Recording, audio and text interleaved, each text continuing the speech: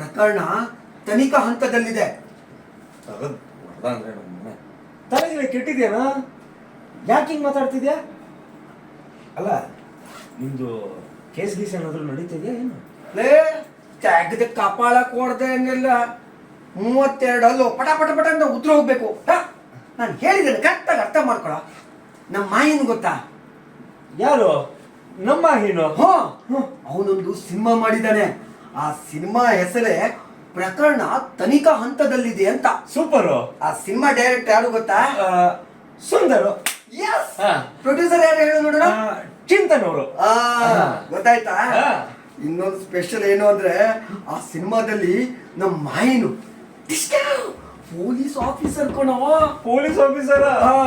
ಇದೊಂಥರ suspense thriller cinema. ಈ cinema October 18ಕ್ಕೆ release. ನಾನಂತೂ ಈ ಸಿನಿಮಾ ನೋಡಕ್ ಹೋಗ್ತಾ ಇದ್ದೀನಪ್ಪ. ಅಲ್ಲ, ನಾವಿಬ್ರು ಏನೋ ಹೋಗ್ತೀವಪ್ಪ.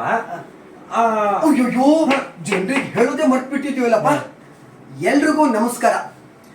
ಇದೇ ತಿಂಗಳು ಇದೇ ತಿಂಗಳಲ್ಲ, ಅಕ್ಟೋಬರ್ 18ಕ್ಕೆ ಪ್ರಕರಣ ತನಿಖಾ ಹಂತದಲ್ಲಿದೆ ಅಂತ ಒಂದು ಹೊಸ ತಂಡ ವಿಭಿನ್ನ ಪ್ರಯತ್ನದೊಂದಿಗೆ ಬರ್ತಾ ಇದೆ. ಹೌದು, ನಾವಂತೂ ಆ ಸಿನಿಮಾ ನೋಡೋಕೆ ಕಾಯ್ತಾ ಇದ್ದೀವಿ.